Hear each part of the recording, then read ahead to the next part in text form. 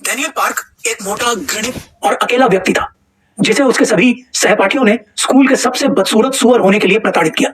एक दिन जब वह जागा, तो उसका शरीर पूरी तरह से बदल चुका था। उसके पास अब सबसे आकर्षक चेहरा और पत्थर जैसे मजबूत एब्स थे। इससे पहले कि वह समझ पाता, वह स्कूल का सबसे हॉट लड़का बन चुका था और उसने अपने बीटीएस जैसे आकर्षण का इस्तेमाल करके हर लड़की का दिल जीत लिया। हालांकि इससे पहले कि डैनियल एक हैंडसम आइडल बनता, वह अपने निर्दयी बुली टेसोंग का गुलाम था। एक दिन डैनियल बाथरूम के फर्श पर गिड़गिड़ा रहा था, जबकि टेसोंग और उसके दोस्त सस्ते सिगरेट पीकर मस्ती कर रहे थे। वे उसे नफरत करते थे क्योंकि वह छोटा और मोटा था, इसलिए उसे सुअर कहकर बुलाते और उसे सर्कस के जानवर की तरह नचाने के लिए कहते। लेकिन चाहे डैनियल कुछ भी करता, वह कभी भी पुलिस को खुश नहीं कर पाता और वे हमेशा उसके चेहरे को खून से लथपथ कर देते। घर पर डैनियल ने अपना गुस्सा अपनी मां पर निकाला और उसे बताया कि वही उसके मोटे और दुखी होने की वजह है। उसने उसे पूछा कि क्या वह दूसरे स्कूल में ट्रांसफर हो सकता है, लेकिन उसकी मां ने कहा कि वे इसे बर्दाश्त नहीं कर सकते और उसके सभी सहपाठियों से संपर्क टूट जाएगा। लेकिन सालों तक कचरे की तरह व्यवहार किए जाने के बाद उसने अपनी मुट्ठी को रसोई की दीवार पर मारा और अपने कमरे में भाग गया। अगले दिन स्कूल में डैनियल डर के साथ खड़ा था क्योंकि टेसोंग और उसके दोस्तों ने यह दांव लगाया कि उसे कौन सबसे जोर से मारेगा। एक लड़के जो एक पेशेवर फुटबॉलर था, ने गेंद को सीधे डैनियल के चेहरे पर मारा और वह सीधे जमीन पर गिर गया। टेसोंग डैनियल पर गुस्सा हो गया क्योंकि उसने उसे जीतने दिया था, इसलिए उसने उसे पेट में जोरदार घूंसा मारा, जिससे उसकी सांसें रुक गईं और उसे दूसरी बार मारने के लिए उठा लिया। लेकिन डैनियल की मां आ गई और उसे छोड़ने के लिए मजबूर करने की कोशिश की, जबकि वह टेसोंग पर चिल्लाई कि उसने उसके बेटे को चोट पहुंचाई है। डैनियल को पूरे दृश्य से शर्मिंदगी महसूस हुई, इसलिए उसने उस पर चिल्लाया और कहा कि वह चली जाए। जब वह घर वापस आया तो उसे अपने व्यवहार पर पछतावा हुआ और उसने अपनी मां से माफी मांगी। जब उसने अंततः समझा कि उसे कितनी बुरी तरह से प्रताड़ित किया गया था, तो उसकी मां ने उसे माफ कर दिया और वादा किया कि वह उसे दूसरे स्कूल में ट्रांसफर करवाएगी। हालांकि उसकी मां ने कहा कि वह उसके साथ नहीं जा सकती क्योंकि उसकी नई नौकरी थी, लेकिन उसने वादा किया कि वह एक मां के रूप में उसका समर्थन करने की पूरी कोशिश करेगी। इन शब्दों ने डैनियल को रुला दिया और उसने अपने अंदर एक वादा किया कि वह बेहतर करेगा और भविष्य में अपनी मां का ख्याल रखेगा। वह अपने नए अपार्टमेंट के स्थान पर पहुंचा और नई यात्रा शुरू करने के अवसर के लिए उत्साहित था। डैनियल शहर में कुछ खाने की तलाश में गया और रास्ते में विभिन्न दृश्यों को देखकर आश्चर्यचकित हुआ। उसने गलती से सड़क पर एक हॉट लड़की से टकरा दिया, माई जिन। उसका बॉयफ्रेंड जिनेक्सियोंग आया और वे जाने वाले थे जब डैनियल ने अपना अजीब सा मुस्कुराता हुआ चेहरा दिखाया। उसके बॉयफ्रेंड को लगा कि डैनियल एक अकेला लूजर है जो उसकी गर्लफ्रेंड के पीछे पड़ा है, इसलिए उसने उसे स्ट्रीट फाइट के लिए चैलेंज किया। डैनियल इस नए शहर में खुद के लिए खड़ा होने के लिए दृढ़ था, इसलिए उसने अपनी मुट्ठी बांधी और लड़ने के लिए तैयार हो गया। लेकिन इससे पहले कि वह कोई कदम उठाता, जिनेक्सियोंग ने उसके चेहरे पर जोरदार प्रहार किया और उसे जमीन पर गिरा दिया। जैसे ही डैनियल उठकर भागने की कोशिश कर रहा था, जिनेक्सियोंग ने उसके बाल पकड़ लिए और दूसरी बार और जोर से मारा। जब लोग रुककर उसकी पिटाई की तस्वीरें ले रहे थे, तब भी वह जारी रहा, यहां तक कि माईजिन के मना करने के बावजूद, जब तक कि डैनियल बेहोश नहीं हो गया और सारी पिटाई से बाहर नहीं निकल गया। बिना किसी गरिमा के डैनियल अपने अपार्टमेंट में वापस आया और रोने लगा। जब उसने इंटरनेट पर अपनी पिटाई की तस्वीरें देखी, तो उसने सोचा कि उसका इतना बुरा भाग्य क्यों है और उसे संदेह होने लगा कि क्या उसका जीवन कभी बेहतर होगा। आधी रात को डैनियल जागा और तुरंत महसूस किया कि वह एक ऊंचे स्थान पर खड़ा है। बाथरूम में जाकर उसने शीशे में अपना प्रतिबिंब देखा, लेकिन जो प्रतिबिंब उसे मिला उससे वह चौंक गया। किसी तरह नींद के दौरान उसकी आत्मा एक लंबे और सुंदर डेमिगॉड के शरीर में स्थानांतरित हो गई थी। हालांकि उसका मूल शरीर अभी भी बेडरूम के फर्श पर सो रहा था और जब उसने यह पुष्टि करने की कोशिश की कि क्या वह जीवित है, तो वह तुरंत वापस लौट आया। उसने सोचा कि यह सब एक सपना था, लेकिन यह देखकर आश्चर्यचकित हुआ कि डेमिगॉड का शरीर उसके बगल में पड़ा हुआ था। एक बार जब वह दूसरे शरीर में वापस आया, तो उसने सोचा कि क्या उसे मदद के लिए पुलिस को बुलाना चाहिए। हालांकि जब उसने उन सभी यातनाओं को याद किया जो उसे एक छोटे और बदसूरत मोटे आदमी के रूप में झेलनी पड़ी थी, तो उसने तुरंत अपना मन बदल लिया और इस नए शरीर का उपयोग करने का फैसला किया ताकि वह अपने बुरे अतीत की भरपाई कर सके। अगली सुबह डैनियल अपने नए स्कूल पहुंचा और हर कोई उसकी अच्छी लुक्स से हैरान था। जब वह क्लास में गया और अपना परिचय दिया, तो सभी लड़कियों के दिल की बाढ़ आ गई। उसने क्लास के पीछे बैठने की सीट ली और यह जानकर हैरान रह गया कि कल की लड़की और उसका हत्यारा बॉयफ्रेंड उसके नए सहपाठियों में से थे। हान न्यूल उसकी सीट पर आई और उसे अपने विशाल कैनन से लुभाने की कोशिश की, और उन लड़कियों में से एक जो उसे हॉट समझती थी, वह माईजिन थी। लेकिन टीचर ने हानुल को वापस बैठने के लिए चिल्लाया। वह डैनियल के पीछे कैफेटेरिया तक गई और डैनियल ने बताया कि उसने फैशन मेजर को इसलिए चुना क्योंकि उसके पिछले स्कूल में उसके ग्रेड कम थे। हालांकि जब हान न्यूल ने उससे मेजर चुनने का कारण पूछा, तो उसने झूठ बोला और कहा कि उसे फैशन करना पसंद है। क्लास में डैनियल को पिछले दिन के तनाव के कारण ध्यान केंद्रित करना मुश्किल लगा और वह लेक्चर के बीच में ही सो गया। अचानक वह अपने मोटे शरीर में वापस आ गया और तुरंत घबरा गया क्योंकि उसे डर था कि उसका राज खुल जाएगा। उसने खुद को वापस सोने के लिए मजबूर करने की कोशिश की, लेकिन वह लंबी नींद से बहुत तरोताजा हो चुका था और उस स्थिति में वापस नहीं जा सका। सौभाग्य से हानुल आई और उसे जगाने के लिए डराया, यह कहते हुए कि क्लास खत्म हो गई है। उसने उसे बचाने के लिए धन्यवाद दिया और अपने बुरे सपने वाले शरीर से बचने के लिए राहत की सांस ली। बाद में उस रात डैनियल ने अपने डेमीगॉड आकर्षण का उपयोग करके एक स्थानीय कन्वीनियंस स्टोर में कैशियर की पार्ट टाइम नौकरी पाने की कोशिश की। उसकी योजना थी कि वह नौकरी अपने मोटे व्यक्तित्व के लिए ले ताकि वह रात भर काम कर सके, जबकि उसका परफेक्ट शरीर सुंदर बने रहने के लिए जरूरी नींद ले सके।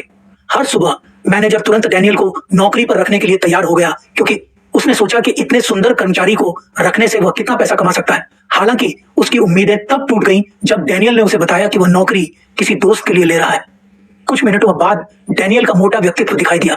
अपने मोटे और घृणित शरीर को देखकर मैनेजर पहले तो उसे नौकरी पर रखने के लिए अनिच्छुक था, लेकिन डैनियल ने उसे कैंसर के स्वादों के बारे में अपने विशाल ज्ञान से प्रभावित किया और इस तरह उसने तुरंत नौकरी हासिल कर ली। अपने जीवन में पहली बार वह अंततः अपनी जीविका कमाने वाला था और उसे स्टोर की नाइट शिफ्ट की जिम्मेदारी दी गई। सिर्फ 5 मिनट बाद जिनक्सियोंग और उसके दोस्त स्टोर में आए और कुछ बोतलें खरीदने की कोशिश की। जिनक्सियोंग ने मोटे आदमी के साथ चीजों को सुलझाने वाला था, लेकिन जब उसने पता लगाया कि उसका नाम मिस्टर स्टील जैसा था तो उसने तुरंत अपना आपा खो दिया और उसके चेहरे पर मुक्का मारा। वह रजिस्टर स्टैंड के पीछे कूद गया और उसे खूनी कर दिया। उसके दोस्तों ने डैनियल की पिटाई की शर्मनाक तस्वीरें ली ताकि वह पुलिस को रिपोर्ट न कर सके और वे स्टोर से भाग गए। अगले दिन स्कूल में डैनियल खड़ा होकर देख रहा था कि जिनक्सियोंग और उसके दोस्त उसके मोटे व्यक्तित्व की नग्न तस्वीरों पर हंस रहे हैं। उन सभी ने जिनक्सियोंग की उसकी पिटाई की प्रशंसा की और कहना शुरू कर दिया कि उसकी मां भी उसी तरह घृणित होगी। अपनी मां के प्रति अप्रत्यक्ष अपमान को और सहन न कर पाने के कारण डैनियल ने उनकी बातचीत में बाधा डाली और उनसे कहा कि वे मोटे आदमी की मां का मजाक न बनाएं। जिनक्सियोंग नए बच्चे से आदेश लेने के लिए तैयार नहीं था, इसलिए वह उठ रहा और उसे लड़ने के लिए चैलेंज किया। उसने पहला मुक्का मारा, लेकिन उसे तुरंत एक अन्य सहपाठी जे योल ने रोक दिया जो लड़ाई के खिलाफ था। हालांकि जिनक्सियोंग ने उसकी पकड़ से छुटकारा पा लिया और डैनियल की ओर एक और मुक्का मारा। इस बार डैनियल ने अपने डेमीगॉड क्षमताओं का उपयोग किया और दूसरे मुक्के से बच गया। साथ ही जिनक्सियोंग के सभी अन्य मुक्कों से भी डैनियल लगातार बचता रहा, जब तक कि जिनक्सियोंग ने उसे लॉकर के खिलाफ धकेल दिया और उसके चेहरे की ओर एक घातक प्रहार किया। हालांकि इस बार बचने के बजाय डैनियल ने अपनी जमीन पर डटे रहकर मुक्के को रोक दिया, जिसे क्लास के सभी लोग हैरान रह गए। उसने एक और प्रहार करने की कोशिश की, लेकिन उसी पल डैनियल ने उन सभी समयों को याद किया जब उसे प्रताड़ित किया गया था और उसने अपनी सारी ऊर्जा को एक बड़े मुक्के में समेट लिया, जिससे जिनक्सियोंग के पेट में जोरदार प्रहार हुआ और उसे आत्मसमर्पण करने के लिए मजबूर कर दिया। छात्रों की भीड़ उत्साहित हो गई और उन सभी ने उसकी जीत के लिए उसकी प्रशंसा की। उसके नॉकआउट पंच की खबर अन्य विभागों के नेताओं तक पहुंची और वे उसे नीचा दिखाने के लिए उत्तेजित और दृढ़ हो गए। बाद में उसी रात एक अजीब लड़का जिन्हों चुपचाप स्टोर में आया और लिकोरिस स्टिक्स का एक पैक उठाया। डैनियल को कुछ गड़बड़ लगा, लेकिन जब उसने उसे काउंटर पर भुगतान करने के लिए आमंत्रित किया तो लड़का इमारत से भाग गया। जैसे ही डैनियल उसके पीछे भागा, उसे एहसास हुआ कि अगर उसके बॉस को इस घटना के बारे में पता चला तो उसे क्या परिणाम भुगतने पड़ सकते हैं। लेकिन जब वह अंततः गली में पहुंचा तो उसने जिनक्सियोंग के दोस्तों को देखा। उसी पल उसे एहसास हुआ कि उसने गड़बड़ कर दी है और जिनो बुलिंग का एक और शिकार है। उसने उनसे सिगरेट के पैक के लिए भुगतान करने की विनती की, लेकिन वे सभी उस पर हंसने लगे और ह्यूंडू ने उसके कंधे को पकड़कर धमकी दी कि अगर वह भुगतान मांगना जारी रखता है तो वे उसकी और शर्मनाक तस्वीरें इंटरनेट पर पोस्ट कर देंगे। जैसे ही वे उसे जिन्हों से लड़ने के लिए मजबूर करने की कोशिश कर रहे थे, एक आदमी बास्को ने उनकी गड़बड़ी में बाधा डाली और ह्यूंडू की गर्दन पकड़कर उसे जमीन से ऊपर उठा लिया। उसने अपने कार्यों का कारण पूछते हुए जोर से चिल्लाया, इसलिए ह्यूंडू ने उन्हें जाने देने की विनती की। उन्होंने वादा किया कि वे लड़कों को कभी परेशान नहीं करेंगे और जब वे चले गए तो बास्को ने डैनियल और जिन्हों को सलाह दी कि वे अपनी लड़ाई की ताकत बनाने के लिए कसरत करना शुरू करें। अगले दिन बास्को स्कूल के कैफेटेरिया में रुका, जहां हर कोई नए छात्र के बारे में बात कर रहा था। उसने डैनियल को स्कूल के टॉप बुलीज के बीच पाया और उसे सबक सिखाने का फैसला किया। इसलिए उसने डैनियल के कंधे को पकड़कर जबरदस्ती उसे एक कुर्सी पर बैठा दिया। हालांकि हर किसी के आश्चर्य के लिए डैनियल ने उसका हाथ पकड़ लिया और बास्को की पकड़ को अपने कंधे से हटा दिया। बास्को डैनियल पर मुक्का मारने वाला था, लेकिन बाम ने हस्तक्षेप किया और उसे रोक दिया। डैनियल से माफी मांगते हुए उसे बास्को को दूर ले जाया गया। जब उसके दोस्त मियामी के हस्तक्षेप से नाराज थे तो उसने बास्को की कलाई पर लालिमा की ओर इशारा किया और कहा कि बास्को ही नॉकआउट हो जाता। कल रात के 3 बुलीज डैनियल के पास दौड़े और उसकी प्रशंसा करते हुए उससे दोस्ती करने की विनती की। यह उसके जीवन में पहली बार था जब उसे लगा कि कोई उसका दोस्त बनना चाहता है और हानुल ने उसे ग्रेप जूस पीने के लिए एक मजेदार रात में शामिल होने के लिए कहा। इसलिए डैनियल ने इसे आजमाने का फैसला किया। उस शाम डैनियल ह्यूंडू और उसकी कंपनी के साथ उनके नियमित ड्रिंकिंग स्पॉट पर शामिल हुआ, लेकिन जब जिनक्सियोंग आया तो वह उसे उनके आसपास देखकर असहज हो गया और भारी मात्रा में पीने का फैसला किया। हानुल ने देखा कि डैनियल ने एक ओवरसाइज्ड शर्ट पहनी हुई है और उससे पूछा कि क्यों, लेकिन डैनियल अपने रहस्यों को छिपाए रखने के लिए डरा था, इसलिए उसने झूठ बोला कि यह उसके रूममेट की है। कुछ मिनटों के बाद ह्यूंडू ने उन पीड़ितों का मजाक बनाना शुरू कर दिया जिन्हें उसने प्रताड़ित किया था और हानुल को अपने फोन पर उनकी कुछ तस्वीरें दिखाने की कोशिश की, लेकिन डैनियल ने उसका फोन छीन लिया और अपने हाथों से तोड़ दिया, उन्हें चेतावनी दी कि वे कभी भी दूसरे लोगों को प्रताड़ित न करें। बहुत अधिक ग्रेप जूस पीने के कारण वह मेज पर गिर गया और उसे एहसास हुआ कि वह गलती से अपने घृणित शरीर में जाग गया है, इसलिए उसने तुरंत ग्रेप जूस पार्टी की ओर भागकर सभी से झूठ बोला कि वह सिर्फ डैनियल को घर के काम के लिए ले जा रहा है। अगले दिन डैनियल स्कूल से घर लौटा और उसे यह देखकर आश्चर्य हुआ कि उसकी माँ उसका इंतजार कर रही थी। चूंकि वह नहीं जानती थी कि वह कौन है, उसने खुद को डैनियल का दोस्त बताया, लेकिन वह उसके बारे में और जानना चाहती थी और उसने खाने के लिए बाहर जाने का सुझाव दिया। एक अच्छे रेस्तरां में पहुंचने के बाद उसने देखा कि डैनियल की उपस्थिति सभी का ध्यान खींच रही है और उसने कामना की कि उसका मोटा बेटा भी उनके साथ होता। जब उन्होंने अपने जीवन के बारे में बात की तो उसने वेटर को बुलाया और पूछा कि क्या वह ट्रैश बॉक्स अपने साथ ले जा सकती है। उसने देखा कि वह सभी बक्से इकट्ठा कर रही है और डैनियल को एहसास हुआ कि उसकी माँ कचरा इकट्ठा कर रही है ताकि वह उसकी शिक्षा का खर्च उठा सके। जैसे ही वह जाने के लिए तैयार हुई, उसने उसे कुछ पैसे देने की पेशकश की, लेकिन उसने उसे लेने से इनकार कर दिया, कहा कि उसके पास पर्याप्त है। हालांकि वह जोर देती रही जब तक कि उसने उसे ले नहीं लिया। उसी समय बास्को ने उसे पैसे लेते हुए देखा और एक बुजुर्ग महिला का फायदा उठाने के लिए डैनियल पर बहुत गुस्सा हुआ। इसलिए बाद में उस दिन उसने डैनियल का सामना किया और कहा कि वह उसे सबक सिखाने वाला है। उसके शांतिपूर्ण समाधान के प्रयासों को अनदेखा करते हुए वह आगे बढ़ा और उस पर एक मुक्का मारा, लेकिन डैनियल ने चुपचाप हमले से बचा लिया। बास्को ने हार नहीं मानी और मुक्के और लात मारना जारी रखा, लेकिन डैनियल ने बारीकी से उसके सभी हमलों से बचा लिया। हालांकि उसका एक प्रहार डैनियल के चेहरे पर लगा, जिससे उसने सवाल किया कि उस पर हमला क्यों किया जा रहा है। बास्को ने मांग की कि वह बुजुर्ग महिला द्वारा दिए गए पैसे वापस कर दे, लेकिन डैनियल ने इनकार कर दिया और एक और लात से बच गया। हालांकि डैनियल के बाद के मुक्के ने बास्को को कोई नुकसान नहीं पहुंचाया, लेकिन जैसे ही उसने जायसिल से सीखे गए तरीकों को याद किया, वह बास्को की ओर बढ़ा, कुशलता से उसके मुक्के से बचा और सटीकता के साथ अपनी कोहनी के साथ एक शक्तिशाली प्रहार किया, बास्को को बेहोश कर दिया। जैसे ही वह चला गया, उसने बामी से कहा कि वह उसकी देखभाल करे। बाद में उसी रात बास्को स्टोर में रुका और मोटे डैनियल को देखकर उसने उसे प्रशिक्षण शुरू करने के लिए कहा ताकि वह कभी भी लड़ाई के लिए अपनी मांसपेशियों का उपयोग कर सके। डैनियल ने उसकी बातें सुनी और पुश अप्स करना शुरू कर दिया, लेकिन वह जितने भी डोरिटोस खा रहा था उसने उसे थका दिया और वह अपने पेट के बल गिर गया। जैसे ही एक युवा महिला स्टोर में दाखिल हुई, वह उसके प्रयास से प्रभावित हुई और उसे एक पेय खरीदा, जिससे उसे एहसास हुआ कि उसे उसके सिम्प करने के लिए अपने जीवन का प्यार मिल गया है। इसलिए उसने जिम ब्रो बनने और अपने फिट शरीर के लक्ष्य को कभी न छोड़ने की कसम खाई। अगले दिन स्कूल में डैनियल ने एक मोटे छात्र डायकपा को गंदे पिग बुलाए जाने से बचाया, लेकिन हर कोई यह सोचने लगा कि वह पुलिस का समर्थन क्यों नहीं कर रहा है। जेयोल उसके बारे में और उन अफवाहों के बारे में चिंतित था जो कह रही थी कि वह एक गरीब परिवार से था, इसलिए वह उसकी मदद करने के लिए दृढ़ हो गया। कन्वीनियंस स्टोर में एक आकर्षण वाली एक लड़की अंदर आई और मोटे आदमी का नंबर मांगने की कोशिश की, लेकिन वह बहुत शर्मिंदा था और कहा कि उसके पास फोन नहीं है। लेकिन उसने मुस्कुराया और उसे खुद पर विश्वास करने के लिए प्रोत्साहित किया, उसे आश्वासन दिया कि वह एक मजबूत स्टैलियन की तरह दिखता है। कैफेटेरिया में ओकपाव ने सवाल किया कि डैनियल ने उसे क्यों आमंत्रित किया, यह कहते हुए कि उसके पास सुरक्षा के लिए भुगतान करने के लिए पैसे नहीं है। हालांकि डैनियल ने उसे कहा कि वह सिर्फ उसके साथ दोस्त बनना चाहता है क्योंकि वे समान थे, लेकिन जब उसने यह सुना तो डायकपा क्रोधित हो गया, यह सोचकर कि उसके साथ खिलवाड़ किया जा रहा है।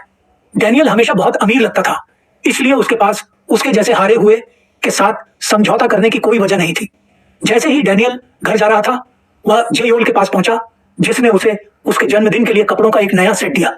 तो इसे स्वीकार करने के बाद डैनियल ने पाया कि कपड़े एक भाग्य के लायक थे और जल्द ही उसके दरवाजे पर एक और उपहार देखा।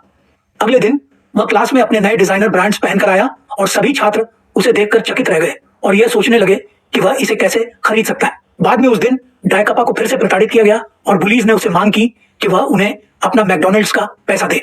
चूंकि उसके पास कोई पैसा नहीं था, इसलिए उन्होंने उसे पेट में मुक्का मारा और उसके ऑडिशन फॉर्म को फाड़ दिया जो एक प्रतिभा शो के लिए था। उसे आदेश दिया कि वह तब तक उनका एरेंड बॉय बना रहे जब तक वह भुगतान नहीं कर देता। जैसे ही वह उनका खाना पहुंचाता था, उन्होंने उसे सुअर कहा, उसके सिर पर मारा और उसे दौड़ते हुए पानी लाने के लिए कहा, लेकिन उसके प्रयासों के बावजूद उन्होंने उसे गिरा दिया और उसे फिर से जाने के लिए कहा। इसे देखकर डैनियल उसकी रक्षा के लिए खड़ा हो गया, तो जेयोल और जिनक्सियोंग ने उसका समर्थन करने के लिए उसका पीछा किया, बुलीज से निपटने के लिए तैयार।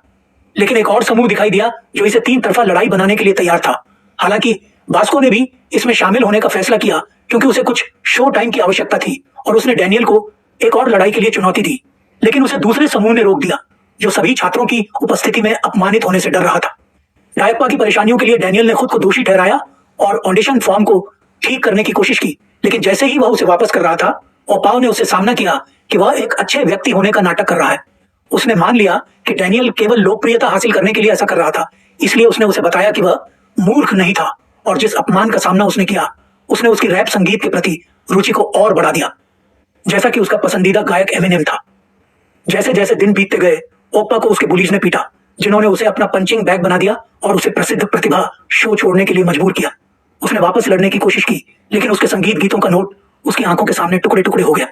इस बीच डैनियल ने शो में रुचि दिखाना शुरू कर दिया और उसके दोस्तों ने उसे भाग लेने के लिए प्रोत्साहित किया, लेकिन उसने तुरंत उस विचार को अस्वीकार कर दिया क्योंकि वह कभी भी दूसरों के सामने जाना नहीं चाहता था। हालांकि वह लगातार डायप्पा के शब्दों को याद करता रहा कि संगीत के बारे में और याद किया कि उसे भी गाना पसंद था।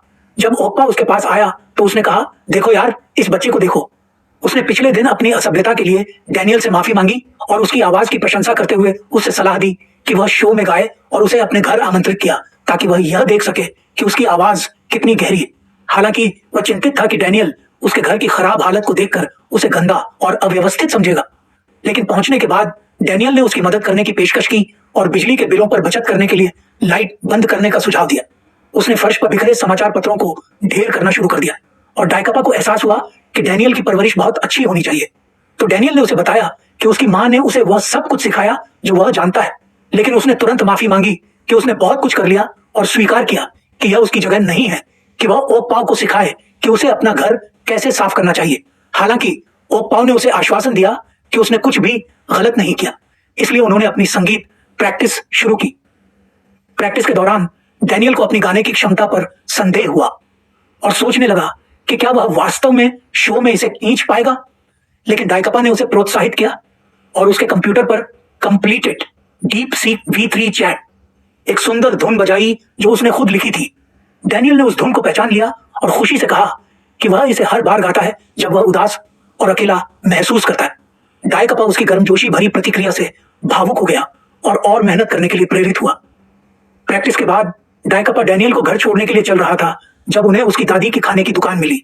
डैनियल ने खुद को डायकपा का दोस्त बताया और उसकी दादी ने कहा कि उसके पोते के कई दोस्त हैं, लेकिन वे ज्यादातर बुरे और नटखट हैं जो उसे प्रताड़ित करते हैं। यह डायकपा के लिए दुखद यादें ताजा कर गया, जिससे उसे अपने सहपाठियों द्वारा उसकी दादी के साथ किए गए भयानक व्यवहार की याद आ गई। जैसे ही उसने डैनियल को खाने की पेशकश की, उसने विनम्रता से मना कर दिया। उसे उसकी मेहनत और संघर्ष का एहसास था और वह उसके बोझ को और नहीं बढ़ाना चाहता। अगले दिन स्कूल में डायकपा ने डैनियल को उनके गीत के बोल दिए, यह उम्मीद करते हुए कि वे शो के लिए प्रैक्टिस शुरू कर सकें। बाद में उस दिन डायकपा ने डैनियल से कहा कि उसे लगा कि वह उसकी भावनाओं को समझता है, लेकिन उसे नहीं पता था कि डैनियल वास्तव में उसके संघर्षों को समझता है, लेकिन वह अपना रहस्य किसी को नहीं बता सकता। डायकपा ने उसे याद दिलाया कि उनके पास शो के लिए केवल 2 हफ्ते बचे हैं, लेकिन वे अभी भी गीत को पूरी तरह से सीखने से बहुत दूर हैं। इसलिए उसने उसे सलाह दी कि वह गीत सीखने पर ध्यान केंद्रित करे जब तक कि वह इसे दिल से नहीं गा सकता। और इस तरह डैनियल रात को सोते हुए डायकपा की चुनौती के बारे में सोचता रहा और उसके लिए खेद महसूस करता रहा। अगले दिन काम पर प्रैक्टिस करते हुए सुयोंग अचानक उसकी आंखों के सामने प्रकट हुई, उसकी आवाज की प्रशंसा करते हुए, और उसे एक पैक मिठाई दी जो उसे गाने में मदद करेगी। उन जादुई मिठाइयों की वजह से डैनियल ने सायरन की तरह गाना शुरू कर दिया, जिससे अगले दिन डायकपा हैरान रह गया, जिसे यह नहीं पता था कि डैनियल दूसरे शरीर में प्रैक्टिस कर रहा था। कई घंटों के बाद डायकपा के बुलीज आए और उसे डैनियल के साथ प्रैक्टिस करने के लिए पीटा। उन्होंने उसके दोस्त को भी उसे मारने के लिए मजबूर करने की कोशिश की, लेकिन उसने इनकार कर दिया। बाद में उसी रात वह और उसका दोस्त मोटे आदमी के कार्यस्थल पर गए और अतीत में उसे मारने के लिए माफी मांगी, लेकिन डैनियल ने उसे बताया कि वह समझता है कि वह बुलीज से डरता था और उसे माफ कर दिया। उन्होंने बुलिंग के साथ अपने अनुभव साझा किए और जल्द ही एक अनोखा बंधन विकसित किया। लेकिन जब डायकपा ने डैनियल के दूसरे व्यक्तित्व के बारे में बात करना शुरू किया, यह कहते हुए कि वह एक नया छात्र था जो सभी के प्रति दयालु था, वास्को उनकी बातचीत में शामिल हो गया, यह सोचकर कि क्या यह वास्तव में सच था। उन्होंने उसे बताया कि डैनियल वास्तव में एक दयालु व्यक्ति था, इसलिए उसे खुद पर शर्म आने लगी, यह महसूस करते हुए कि वह डैनियल के बारे में गलत था। इसलिए उसने मोटे आदमी से कहा कि वह जब चाहे प्रशिक्षण के लिए आ सकता है। जैसे जैसे दिन बीतते गए, डैनियल और डायकपा ने शो के लिए प्रैक्टिस जारी रखी, जिसमें डैनियल हर दिन बेहतर होता गया। इस बीच घर पर बिन के स्टूडियो में उसने शो में उनके अनुभव को बर्बाद करने की एक योजना बनाई। शो का दिन आखिरकार आ गया और डैनियल अपने प्रदर्शन को लेकर बहुत चिंतित था, लेकिन डायकपा ने उसे शांत और आत्मविश्वासी रहने के लिए प्रोत्साहित किया। सुयोंग को देखकर वह उसे बधाई देने के लिए दौड़ा, लेकिन उसने उसे एक बदमाश समझा क्योंकि वह उसे इस दूसरे शरीर में नहीं पहचानती थी। जब डैनियल ने उसे समझाने की कोशिश की कि उसका उसके प्रति कोई बुरा इरादा नहीं है, तो उसके बॉडीगार्ड ने अचानक उसे पकड़ लिया, लेकिन उसने उसकी पकड़ से छुटकारा पा लिया। उस आदमी ने इसे एक शत्रुतापूर्ण प्रतिक्रिया और लड़ाई के लिए आमंत्रण के रूप में देखा, इसलिए उसने डैनियल की ओर एक सीधी लात मारी, लेकिन उसने अपनी बाहों से खुद को बचा लिया। हालांकि यह एक धोखा था, क्योंकि उस आदमी ने तुरंत रणनीति बदल दी और डैनियल के सिर पर एक शक्तिशाली साइड किक मारी, जिससे वह तुरंत जमीन पर गिर गया। खांसते हुए गार्ड ने एक अंतिम प्रहार करने की तैयारी की, लेकिन सूजंग ने उसे रोकने का आग्रह किया। हालांकि उसने इनकार कर दिया, यह कहते हुए कि उसे आदेश दिया गया था कि वह किसी को भी खत्म कर दे जो उसे छूने की कोशिश करे। लेकिन बास्को आ गया, खुद को डैनियल का दोस्त बताते हुए और गार्ड को पीटने की धमकी देते हुए। एक सेकंड के भीतर उस आदमी ने बास्को के चेहरे पर मुक्का मारा, लेकिन वह घायल होने के बावजूद अटल रहा, यह मांग करते हुए कि गार्ड अपने चश्मे उतार दे ताकि वे निष्पक्ष रूप से लड़ सके।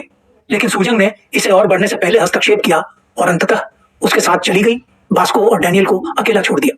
बास्को घुटनों पर गिर गया, दर्द से कराहते हुए और यह महसूस करते हुए कि वह लड़ाई में उस आदमी को हराने के लिए पर्याप्त मजबूत नहीं था। जैसे ही वे एक साथ बैठे, उसने डैनियल को एक पेय की पेशकश की और उनकी पिछली गलतफहमियों के लिए माफी मांगी। जैसे ही शो शुरू हुआ, होल्बिन ने अपने प्रदर्शन के लिए मंच संभाला, भीड़ को अपने शानदार गीत से रोमांचित किया। बैकस्टेज में डैनियल बहुत घबराया हुआ था। सोडियम ने उसे सलाह दी कि वह किसी ऐसे व्यक्ति के लिए गाने की कल्पना करे जिसे वह गहराई से प्यार करता है, यह कहते हुए कि यह उसकी नसों को शांत करने में मदद करे। जैसे ही वे मंच पर आए, भीड़ डैनियल के रूप से चकित रह गई, लेकिन होस्ट ने डायकपा का मजाक उड़ाया, यह कहते हुए कि वह एक पूरी तरह से अलग प्रजाति की तरह दिखता है, जिससे दर्शकों में हंसी फैल गई। जैसे ही गाने का समय आया, डैनियल ने गहरी सांस ली भीड़ को देखते हुए, लेकिन वह अपनी भयानक आवाज से चौंक गया। होल्बिन ने उस पर हंसते हुए कहा कि वह बकरी की तरह गा रहा है और भीड़ का उत्साह कम होने लगा। लेकिन डायकप्पा आगे बढ़ा और माइक्रोफोन ले लिया। उसने अद्भुत पंक्तियां देना शुरू किया, जिसने डैनियल के आत्मविश्वास को बढ़ाया, उसके आंतरिक आत्मा को जगाया और दर्शकों को उनके अद्भुत प्रदर्शन से चकित कर दिया। शो के अंत में उन्हें विजेता घोषित किया गया और होल्बिन उनकी प्रतिभा में अंतर को स्वीकार नहीं कर सका, इसलिए उसके प्रोड्यूसर ने उसे छोड़ दिया, डैनियल के साथ काम करने की पेशकश की और अपना बिजनेस काट दिया। ऑडिशन के दौरान उनकी प्रतिभा को न पहचानने के लिए माफी मांगी। जब डायकप्पा ने उसकी दयालु बातों के लिए धन्यवाद दिया, तो उस आदमी ने उसे बताया कि यह अवसर केवल डैनियल को दिया जा रहा है, यह कहते हुए कि वह काम करने के लिए बहुत मोटा और बदसूरत था, इसलिए डैनियल ने प्रस्ताव को अस्वीकार कर दिया। एक ऐसे व्यक्ति के साथ काम करने के लिए तैयार नहीं था जो पूरी तरह से बदमाश की तरह व्यवहार करता है। इस बीच एक हवेली के अंदर सुयोंग ने प्रतिभा शो देखा, यह सोचते हुए कि डैनियल को वह गीत कैसे पता था जो उसने स्टोर में मोटे आदमी को गाते हुए सुना। शो के बाद उसने अपनी तरफ सोती हुई एक मोटी लड़की को देखा। उसका अपना शरीर, अपने दिल को जलाओ, अपनी सीमाओं से आगे बढ़ो और अगला वीडियो देखो।